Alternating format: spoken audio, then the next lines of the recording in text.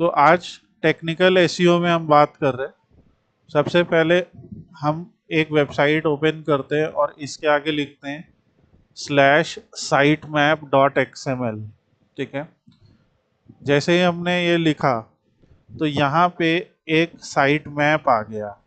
ठीक, तो मान लीजिए कोई भी वेबसाइट के लिए आप एसईओ कर रहे हैं या एसईओ एनालिसिस कर रहे हैं, तो यहाँ पे आपने लिखा ऐसे। ठीक है, ये मान लीजिए वेबसाइट है या ये वेबसाइट है। ठीक, तो जो वेबसाइट होती है उसमें एक फाइल ऐड की जाती है जिसका नाम होता है sitemap.xml।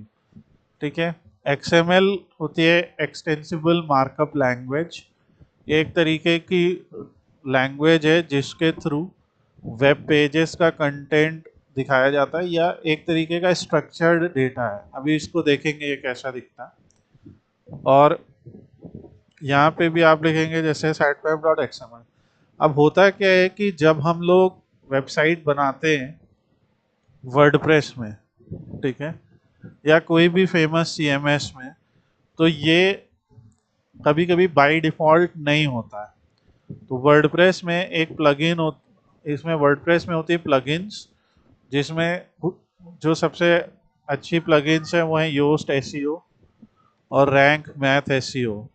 ठीक है, ये प्लगइन्स हैं। ये प्लगइन जब आप ऐड करेंगे तो मोस्टली ये साइट मैप आ जाता है, अदरवाइज इसको मैनुअली बनाना पड़ता है। ठीक है, अब ये साइट मैप होता है क्या है, जैसे मान लीजिए हमारी ये वेबसाइट है, इस पे हम लोग रोज क्या क्या लिखते हैं, रोज कुछ आर्टिकल पब्लिश करते हैं, राइट, या कुछ पेजेस ऐड करते हैं या कोर्सेज ऐड करते हैं। तो ये जो साइट मैप होता है ये क्या होता है, एक तरीके का कलेक्शन होता है, कलेक्शन ऑफ पेजेस या यूआरएल्स। अब जैसे अगर हम पोस्ट साइट मैप पे क्लिक करते हैं तो ये देखिए दिखा रहा है कि 165 यूआरएल है। इसका क्या मतलब है, हम अभी पोस्ट साइट मैप में, इसका मतलब ये है कि इस वेबसाइट पे, ठीक है, इस वेबसाइट के ऊपर 165 पोस्ट लिखी गई हैं। ये चीज समझ में आ रही है आप लोग को? Yes sir. 165 पोस्ट है और ये उनके यूआरएल है। ये देखिए, ये सब उनके यूआरएल है। अगर हम इनमें से किसी भी यूआरएल को क्लिक करेंगे तो यहाँ पे वो ओपन हो जाएगा। ठीक है, ये आपको दिख रहा है। किसी भी यूआरएल पे आप जाएंगे तो वो ओपन हो जाएगा। ठीक है, ये तो ये पोस्ट होती हैं। अब हमारा गोल क्या होता है कि ये पोस्ट सारी गूगल में सबसे पहले इंडेक्स हो, राइट। Yes sir. यही गोल है ना कि यस सर। Index yes. हो। तो उसके लिए हम जैसे अगर इसको यहाँ से कॉपी करते हैं और एक गूगल सर्च करते हैं और इसको पेस्ट कर देते हैं, तो अगर ये लिंक आ गया वहाँ पे, जो कि नहीं आ रहा है, अगर ये लिंक यहाँ पे दिखने लगता, ठीक है, तो इसका मतलब होता है कि ये लिंक इंडेक्स हो चुका है। या ये तो ऐसे हमारी साइट के बहुत सारे लिंक्स होते हैं जो हम चाहते हैं इंडेक्स हो। यहाँ पे गूगल सिर्फ हमारा होम पेज दिखा रहा है, वो पेजेस नहीं दिखा रहा है जिनकी हम बात कर रहे हैं। ठीक है, तो जी जी सर। अब इनको इंडेक्स करने के लिए, इन लिंक्स को इंडेक्स सर करने ये के लिए हम लोग गूगल सर्च कंसोल यूज करते हैं। ठीक है, Google search okay sir. Console मतलब गूगल सर्च कंसोल एक ऐसा माध्यम है जिसके थ्रू हम गूगल को ये बता रहे हैं कि भैया ये मेरी साइट है ना। और मेरी साइट, तो गूगल बताता है ठीक है, जो तुम्हारी साइट है उसके लास्ट 3 मंथ में 17,000 इम्प्रेशंस आए, मतलब 17,000 बार जब किसी ने गूगल पे कोई क्वेरी डाली। ठीक है, जैसे उसने मान लीजिए गूगल पे आपने सर्च किया ओडी ट्यूटर, ठीक है, तो यहाँ पे आपका वो बिजनेस आया, यहाँ पे आप देख सकते हो कि ये लिंक आ रहा है। ठीक है, ये सारे लिंक आ रहे हैं, समझ रहे हो आप बात? तो इसका मतलब क्या होता है कि जब गूगल पे हमने कोई क्वेरी डाली यहाँ से, तो वो गूगल पे क्वेरी डालने से ये इम्प्रेशन आए, पर अगर उनमें किसी ने क्लिक कर लिया, जैसे हमने यहाँ लिख लिया ओडी ट्यूटर फिजिक्स, ठीक है, तो इसमें जैसे फिजिक्स कैटेगरी के पेज आ रहे हैं, यहाँ पे गूगल हमारी वेबसाइट का एक एआई ओवरव्यू बता रहा है, दिख रहा है कि ओडी ट्यूटर एक, हिंदी में कर देते हैं, ओडी ट्यूटर भारत स्थित एक ऑनलाइन ट्यूटरिंग प्लेटफॉर्म है जो छात्रों के लिए, तो ये उसने कहाँ से बनाया ओवरव्यू, कैसे पता गूगल को, उसने वेबसाइट विजिट की, वहां से एक समरी बनाई ना, ठीक है। Yes sir. अच्छा, अभी हमने ये क्वेरी डाली ओडी ट्यूटर फिजिक्स, क्वेरी डाली है, और यहाँ पे फिजिक्स का लिंक आया है, पर मैंने उसे क्लिक नहीं किया है, किया है क्या क्लिक? नहीं सर, नहीं किया। मगर तो अगर मैंने क्लिक नहीं किया तो ये क्या कहलाता है, इम्प्रेशन। और ये देखिए, ये हमारी वेबसाइट के सारे पेजेस हैं जो, या उससे रिलेटेड पेजेस हैं जो यहाँ पे ऑनलाइन आ रहे हैं, हमारे लिंक्डइन, ठीक है, फिर लिंक्डइन पे जो जो आर्टिकल लिखे गए वो आ रहे हैं। तो अभी और भी बताएंगे। तो पॉइंट ये है कि अभी मैंने क्लिक नहीं किया, ठीक है, तो जब क्लिक नहीं किया उसे कहते हैं इम्प्रेशन, है ना। यस सर, क्लिक नहीं करना क्या मतलब हुआ, impression, okay. Impression. Okay sir. मतलब सिर्फ उसे देखा या वो लिंक यूजर के सामने आया, एक इम्प्रेशन हुआ, ठीक है।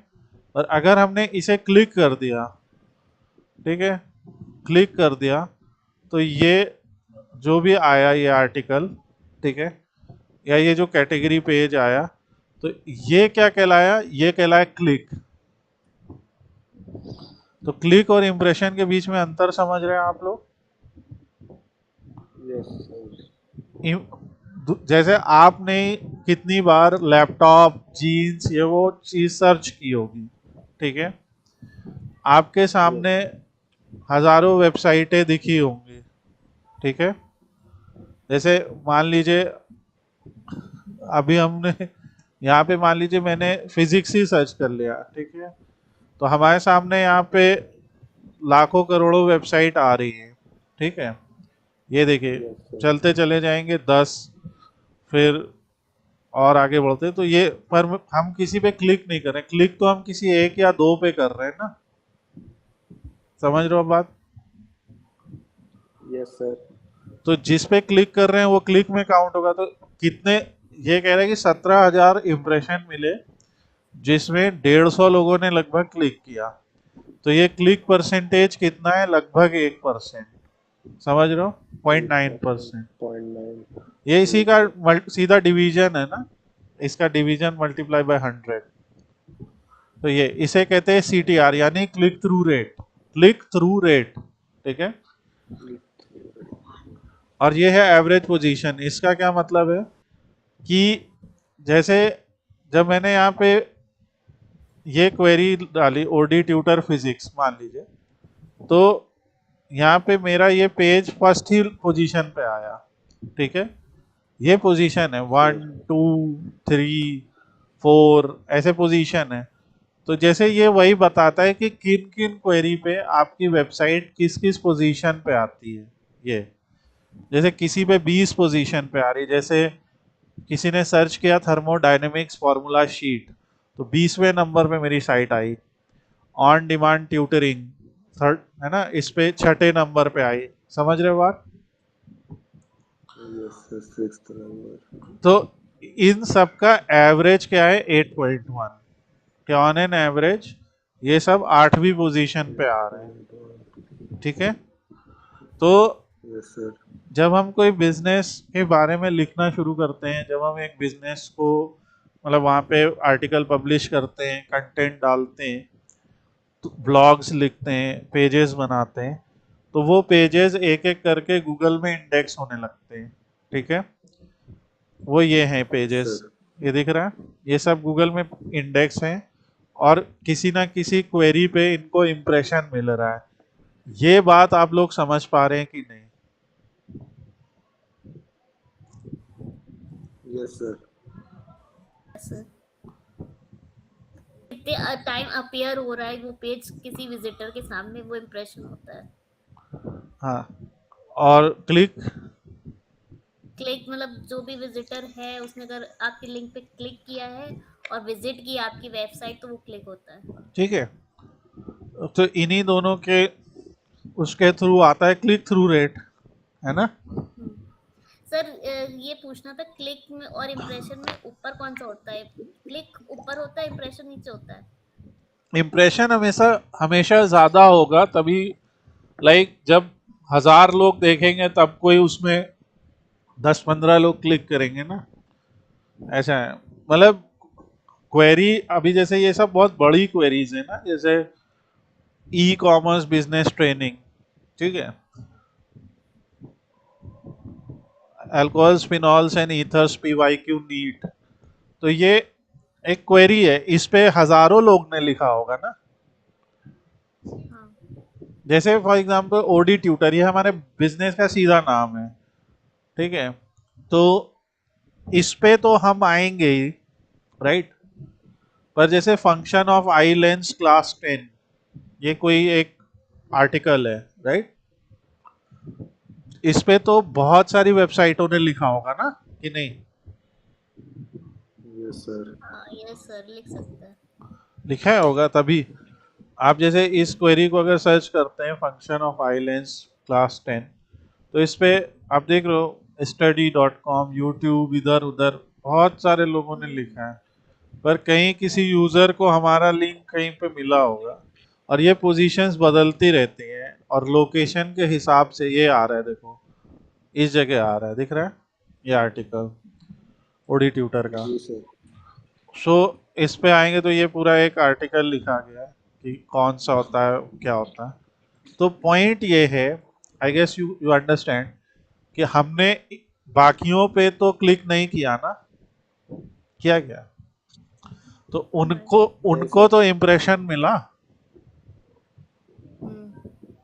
और हमें क्लिक मिला, ऐसा होता है। तो इम्प्रेशन हमेशा ज्यादा होगा क्लिक, उसके क्लिक एक सबसेट ऑफ इम्प्रेशन होगा कि उसमें 1000 इम्प्रेशन मिले तो उसमें कितने लोगों ने क्लिक किया।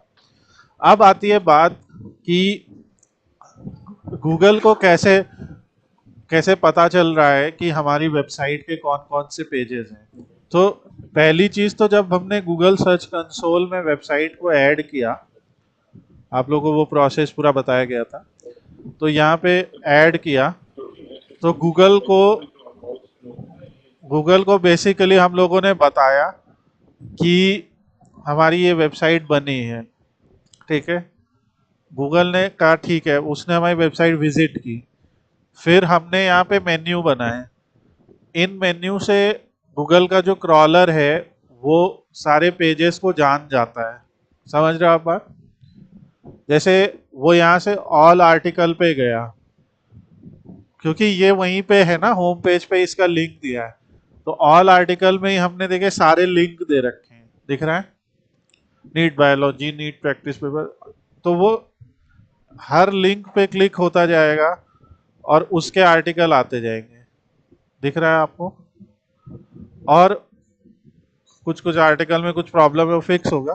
तो पॉइंट ये है कि आपको अपनी वेबसाइट के इसी तरीके से ऐसा करना है कि एक जगह से दूसरा, दूसरे जगह से तीसरा, जैसे नीट पेपर, सारे नीट पेपर है यहाँ पे, ठीक है, तो एक जगह से दूसरा, दूसरे से तीसरा, तीसरे से चौथा पेज अपने आप लिंक हो, और ऐसा है तो गूगल का क्रॉलर उनमें विजिट करता चला जाएगा। ये बात आप समझ रहे हैं? जैसे मान लीजिए हम इस वेबसाइट को खोलते हैं, ये एक यहाँ पे एजुकेशनल कंटेंट है। अब यहाँ पे देखिए, हम लोगों ने जितने यहाँ पे ट्यूटोरियल लिखे हैं वो सबके लिंक हैं, ये चीज समझ में आ रही है आप लोग के? ये सब लिंक्स हैं ट्यूटोरियल्स के, अगर आप इन्हें खोलेंगे तो ये सब ट्यूटोरियल्स हैं, दिख रहा है प्रॉपर, पर इन्हें होम पेज से लिंक कर रखा है ताकि कोई यूजर आए तो उसे ज्यादा ढूंढना नहीं पड़े। आप मेरी बात समझ रहे हो? वो आएगा, उसे जावा ट्यूटोरियल सीखना है, आएगा यहाँ से अपना चैप्टर चुनेगा और यूं जाएगा पढ़ने लगेगा, अब यहां से भी बाकी चैप्टर भी लिंक है, ये चीज समझ पा रहे हो? ये बाकी चैप्टर के लिंक्स हैं। जैसे जावा मैथ पढ़ना है तो जावा मैथ पे चला गया, सारे मैथ के मेथड्स आ गए। ये चीज समझ में आ पा रही है कि नहीं? जब हम एक वेबसाइट बनाते, देखो फिर से, इस वेबसाइट में कितने पेजेस हैं या पोस्ट हैं, कैसे पता लगेगा? साइट, इसके आगे लिखो साइट मैप डॉट एक्सएमएल, ठीक है। अब इसमें कह रहा है कि टोटल 11 साइट मैप है, पोस्ट का अलग, पेज का अलग। तो पोस्ट वाले से सबसे इंपॉर्टेंट है हमारे लिए, कितने हैं यहाँ? 180 दिख रहा है? इसका मतलब क्या है कि 180 पोस्ट हैं। और ये वाला जो साइट मैप है ये योस्ट के थ्रू बना है, ठीक है। और वो वाला जो था, ये ओडी ट्यूटर वाला जो था, वो बना था रैंक मैथ के थ्रू, किसके? तो ये दो प्लगइन्स होते हैं, ये देखो ये लिखा है कि ये रैंक मैथ के थ्रू बना है, और यहाँ क्या लिखा है कि ये योस्ट के थ्रू बना है, राइट? ये चीज समझ में आ पा रही है कि नहीं? तो अलग अलग प्लगइन अलग अलग आपके वो बनाते हैं। यहाँ पे 180 पोस्ट हैं, दिख रहे हैं? तो हमारी कोशिश ये है कि वो 180 के 180 किसी तरीके से इसी होम पेज से लिंक हो जाए। ये दिख रहे हैं आपको? पर कई बार ऐसा पॉसिबल नहीं होता है। तो ये जो साइट मैप होता है, ये साइट मैप एक ऐसा कलेक्शन होता है जो हम यहाँ से गूगल सर्च कंसोल में जाते हैं, यहाँ पे साइट मैप पे, ठीक है। और यहाँ पे जाके हम ऐड कर देते हैं, ऐसे लिख देते हैं साइट मैप डॉट एक्सएमएल। तो इस जगह पे हम क्या कर रहे हैं? बेसिकली हम गूगल को बता रहे हैं कि भाई हमने बहुत सारे चीजें लिखी है, हमने पोस्ट लिखी है, राइट, कोर्सेज लिखे, तो ये साइट मैप में हमने सब रख दिया है। आप जाओ, आपको सिर्फ एक भी आप ऐड कर दोगे ना ये साइट मैप डॉट एक्सएमएल, तो गूगल अपने आप उन सबको क्रॉल करेगा। क्रॉल करने के बाद उन सबको विजिट करेगा, और जो गूगल को लगेगा कि पेज इंडेक्स करने लायक है, उस पेज को इंडेक्स कर लेगा। और जैसा आपने लास्ट चैप्टर में सीखा था, गूगल में अगर हम लिखते हैं साइट और यहाँ पे लिखते हैं odtutor.com, ठीक है, तो गूगल सिर्फ वही वाले लिंक दिखाएगा जो उस वेबसाइट के हैं, है ना। या जैसे यहाँ पे लिखते हैं साइट slidescope.in मान लीजिए, तो गूगल सिर्फ उसी वेबसाइट के 180 में से, अब ये देखिए 180 में से जितने पेज इंडेक्स हुए होंगे, दिख रहा है, वो सारे यहाँ पे दिखाएगा। ये सारे पेज इंडेक्स हुए हैं, तो 180 थे, उसमें बहुत सारे इंडेक्स हो चुके हैं, और यही इसकी खूबी है। तो गूगल का ये काम है कि इस साइट से जुड़े जितने भी पेज हैं वो हमें दिखा रहा है, ठीक है। सो ये जो है साइट मैप का काम है, ये टेक्निकल एसईओ का एक पार्ट है। अगर मान लीजिए मेरी वेबसाइट पे कोई ऐसा पेज है, ठीक है, अब जैसे ओडी ट्यूटर है, इसमें हमने कोई ऐसा पोस्ट लिखा, जैसे ये लिखा मान लीजिए, और हमें पता करना है कि इसे गूगल ने सर्व किया है कि नहीं। तो यहाँ पे ये लिखा हुआ है इंस्पेक्ट एनी यूआरएल, तो यहाँ पे हम लाके उस यूआरएल को पोस्ट कर देंगे। और ये क्या कह रहा है, लिखो, पढ़ो क्या कह रहा है, इसका क्या मतलब है? यूआरएल अभी गूगल पे नहीं आया है, ये इंडेक्स नहीं हुआ है, अभी रिसेंटली पब्लिश हुआ है। और जो पेजेस इंडेक्स नहीं हुए हैं उनको गूगल पे सर्व नहीं करेगा, मतलब क्वेरी में नहीं रिजल्ट करेगा। जैसे हम चाहते हैं कि कोई IIT JEE physics practice paper ऐसा कुछ सर्च करे या समथिंग, तो मेरा पेज आए वहाँ पे, यूज़र वो क्विज को अटेम्प्ट करे, क्विज अटेम्प्ट करेगा तो उसको अपनी नॉलेज टेस्ट होगी।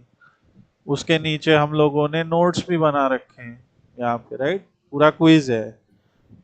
जब कोई यूज़र ये क्विज भर के सबमिट करता है तो उसको एक एक पार्ट का एक्सप्लेनेशन आता है, दिख रहा है कि आपने करेक्ट 1 दिया आंसर, रॉन्ग 19 दिए, स्कोर आपका 4 हुआ, राइट।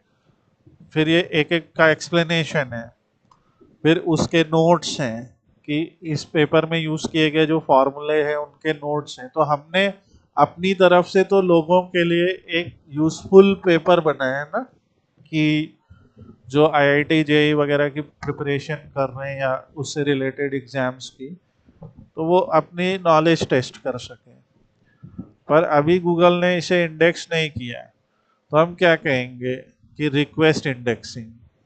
समझ रहे हो बात? रिक्वेस्ट इंडेक्सिंग कि आपने नहीं किया, इसे इंडेक्स कर रहा। तो अब गूगल अपने हिसाब से क्या करेगा कि उसको इंडेक्स करेगा, इंडेक्स कर चेक करेगा कि ये पेज इंडेक्स करने लायक है कि नहीं। ठीक है। गूगल के एल्गोरिदम आज की डेट में कैसे काम करती है कि अगर गूगल को लगता है कि जिस बारे में ये पेज है उस बारे में और बहुत सारे अथॉरिटेटिव वेबसाइट्स ने लिख रखा है, ठीक है, तो गूगल उस पेज को इंडेक्स नहीं करेगा उतनी जल्दी। अगर आपने कुछ नया, कुछ यूनिक, कुछ यूजफुल, कुछ अपने अनुभव के आधार पे लिखा है, कुछ अपने एक्सपर्टीज के आधार पे या अपनी रिसर्च के आधार पे लिखा है, तो गूगल उसे इंडेक्स करता है। नॉर्मली लोग क्या करते हैं, एआई से कंटेंट जनरेट कर लेते हैं, है ना। पर एआई जनरेटेड कंटेंट कोई ओरिजिनल थोड़ी होता है। आप समझ रहे हो बात? एआई जो कंटेंट यस जनरेट सर। कर रहा है वो ओरिजिनल नहीं है, राइट। वो कहीं ना कहीं से आ रहा है। तो एआई से भी अगर आप कंटेंट जनरेट कर रहे हो तो मेक श्योर कीजिए कि आप एआई को अपनी कोई रिसर्च दे रहे, अपना कुछ पहले अपना इनपुट दे रहे हैं ना, कि अपनी एक्सपर्टीज बता रहे हैं। जैसे उदाहरण के लिए मान लीजिए हम लोगों ने कोई डेटा एनालिसिस की रिसर्च की, जैसे as a digital marketing institute ये हम लोग की कुछ रिसर्च होती है या किसी हम डेटा को एनालाइज करते हैं। हमने ऐसे किसी वेबसाइट के डेटा को एनालाइज किया या किसी कंपनी की सेल्स को एनालाइज किया, ओके। अब एक क्वेश्चन है, ये एनालिसिस तो हमने खुद की है ना, यस सर। समझ रहे हो बात? या सिटी ट्रैफिक, यस सर। हमारे पास एक डेटा था, उस डेटा वो एक्सेल में था, उसकी हमने एक रिपोर्ट बनाई। तो अगर हम इस पे कोई आर्टिकल लिखेंगे तो उसमें हमारी एक्सपर्टीज और एक्सपीरियंस यूज होगा ना, कि नहीं। Yes sir. प्लस हम लोग जो भी बोल रहे हैं यहाँ पे उसमें हम डेटा के साथ में ग्राफ भी बना के दिखा रहे हैं, तो उससे लोगों को और समझ में आ रहा है ना कि ये ग्राफ क्या है। तो हम ये बता रहे हैं कि हम देख सकते हैं कि एवरेज फाइन अमाउंट जो है वो साउथ लोकेशन में सबसे ज़्यादा है और नॉर्थ में सबसे कम है, ये यहाँ का भी है, और ड्रंक ड्राइविंग के केसेस सबसे ज़्यादा है। तो ये जो इंसाइट्स निकलेगी, इस बात की प्रोबेबिलिटी बहुत कम है कि गूगल पे ऑलरेडी ये मौजूद हो कोई जानकारी। आप समझ रहे हो बात? तो कई चीज़ें ऐसी होती हैं जिसमें आप अपनी रिसर्च लगा सकते हो ना। जैसे आप देखते हो, इसीलिए जो एक्सपर्ट्स होते हैं उनके आर्टिकल तुरंत इंडेक्स हो जाते हैं और रैंक करने लगते हैं, क्योंकि एक्सपर्ट की अथॉरिटी बनी हुई है गूगल की नज़रों में या सर्च इंजन की नज़रों में। वो एक्सपर्ट हैं, राइट, उनके लोग ट्रस्ट करते हैं। Yes sir. समझ रहे हो बात? उनको ट्रस्ट करते हैं, उनकी एक्सपर्टीज को मानते हैं, उनके हजारों लाखों फॉलोअर हैं। तो जैसे ही वो कोई कंटेंट डालते हैं तुरंत रैंक हो जाता है, बल्कि कोई नया व्यक्ति वो डालता है तो रैंक नहीं होता है। क्या रीज़न है? जो नया व्यक्ति है उसकी अथॉरिटी नहीं बिल्ड हुई है। इसीलिए आपके इंस्टाग्राम पे, लिंक्डइन पे, फेसबुक पे, यूट्यूब पे कितने फॉलोअर हैं ना, इससे भी फर्क पड़ता है। समझ रहे हो बात आप? Yes sir. क्योंकि जिसके जितने फॉलोअर उसकी उतनी अथॉरिटी। यही तो है भाई, फॉलो क्यों करेगा कोई किसी को? क्योंकि उसे लगेगा जैसे। तो ये इसलिए इम्पोर्टेंट है कि ये चीज उसी उसी उसमें आता है बैकलिंक भी, कि जिस वेबसाइट के जितने ज्यादा बैकलिंक है, जितने ज्यादा लोगों ने उस वेबसाइट को सोशल शेयर किया है, मीडियम पे, टम्बलर पे, पिंटरेस्ट पे, फेसबुक पे, लिंक्डइन पे, उस वेबसाइट के जितनी बार आर्टिकल शेयर हुए हैं, तो उससे भी तो उसकी अथॉरिटी जानी जा सकती है। समझ रहे हो बात? आप खुद सोचो Yes, ना, sir. जो बहुत फेमस वेबसाइट्स हैं आज की डेट में, आप देखोगे उनके आर्टिकल हर कोई सब शेयर कर रहा है, राइट? Yes, sir. जो उ, Yes. जो उस वेब जो उस कंपनी के लिए काम नहीं भी करता वो भी शेयर कर रहा है। अभी आईपीएल आ रहा है, आईपीएल की बातें हर कोई कर रहा है ना, आप समझ Yes, रहे sir. हो? हर कोई आईपीएल आईपीएल से रिलेटेड अपनी इनसाइट शेयर कर रहा है, आईपीएल से रिलेटेड बातें कर रहा है, आईपीएल को टैग कर रहा है। तो आईपीएल इसलिए पॉपुलर है।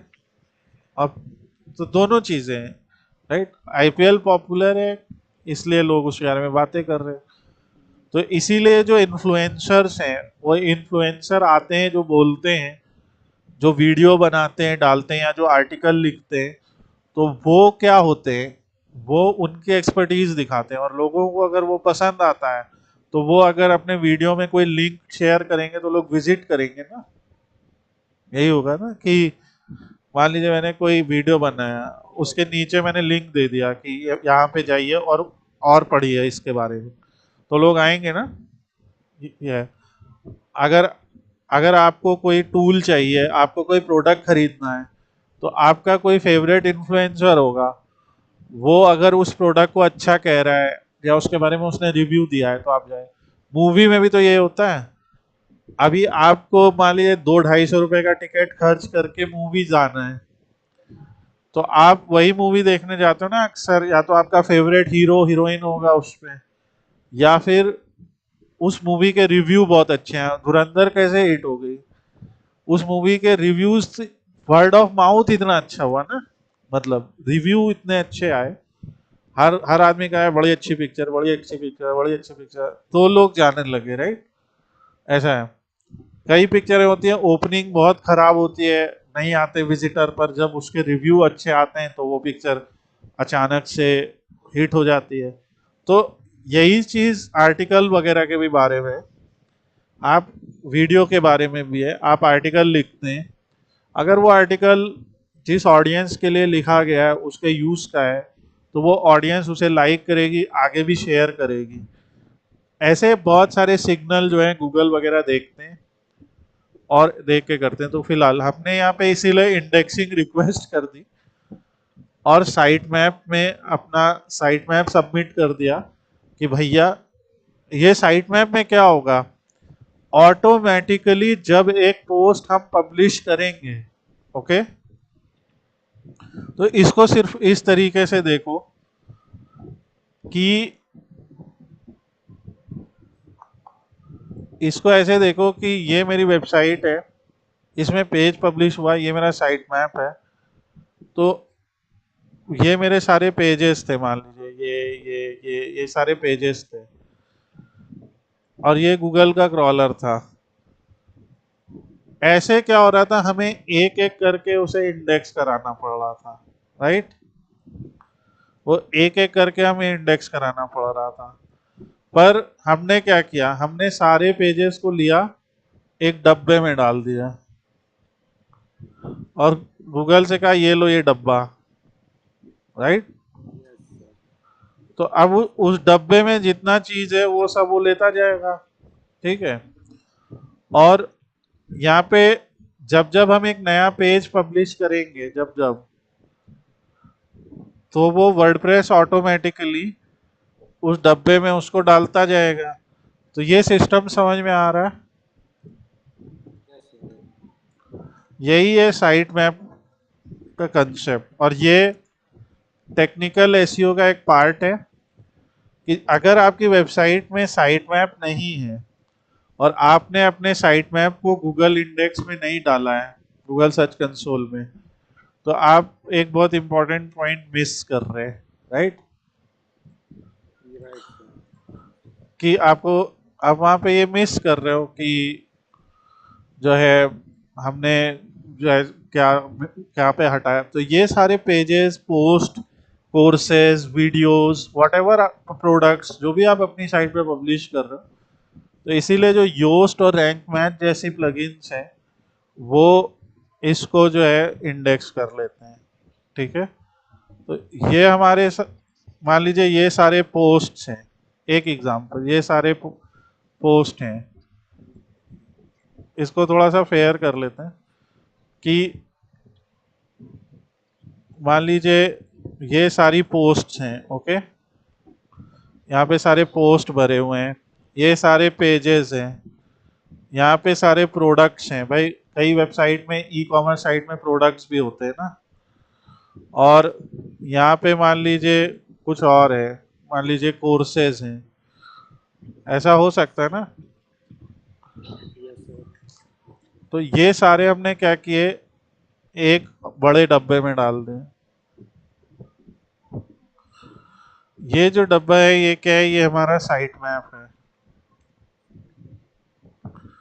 Dot site map. ये एक XML फाइल है। हर वेबसाइट जो बनती है वो बनती है HTML से, ठीक है। जो वेब पेज बनता है वो एंड में जब हमें दिखता है वो HTML होता है, पर ये XML एक अलग तरह की फाइल होती है जहाँ स्ट्रक्चर्ड डेटा सेव होता है। तो ये साइट मैप XML फाइल है। और ये क्या है, गूगल क्रॉलर। क्या है, गूगल का क्रॉलर है। क्रॉलर क्या है, एक तरीके का सॉफ्टवेयर प्रोग्राम है। जब हमने अभी कहा ना रिक्वेस्ट इंडेक्सिंग बोला ना, तो यही क्रॉलर आएगा और देखेगा ना कि आपने क्या क्या लिखा है बताइए जरा।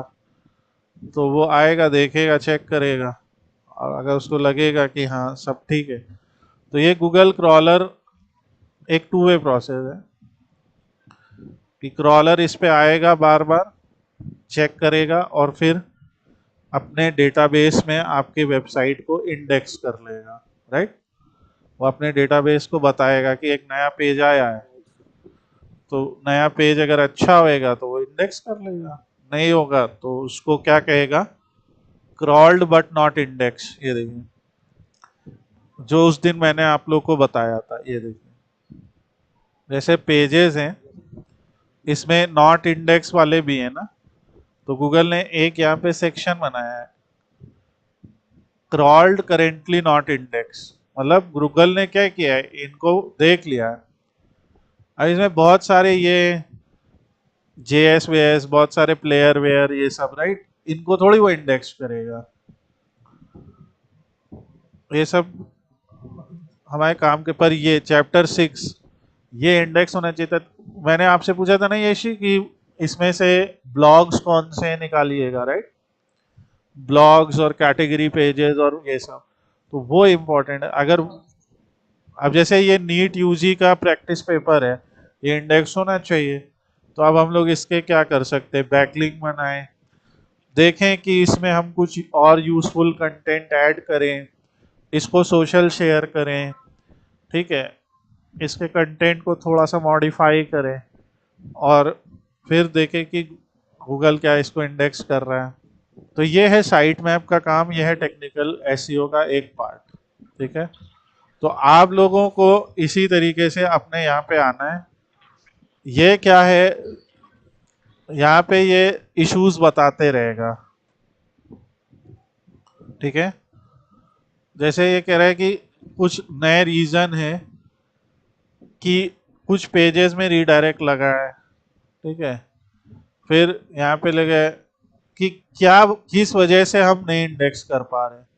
जैसे 404 एरर आ रहा है, तो आपका काम होगा अपनी टीम, जो टेक्निकल टीम है, जो आईटी टीम है, उसके साथ बैठ के फिक्स करना। जैसे ये alternate page with proper canonical tag है इसलिए नहीं कर पा रहा है, तो यहाँ पे वो सारे टेक्निकल एसईओ के रीजंस दिखाता है, ठीक है, या रीजंस बताता है, और वो सॉल्व करना आपका काम है। फिर इसमें जैसे ब्रेड क्रम और ये सब इन्हेंसमेंट है। जैसे ब्रेड क्रम इसने कहा वैलिड है, इनवैलिड एक भी नहीं है। यहाँ पे सिक्योरिटी एंड मैनुअल, अगर कोई सिक्योरिटी इशू है तो यहाँ पे दिखाएगा, तो ये सब आपको रिपोर्ट करना होता है या फिक्स करना होता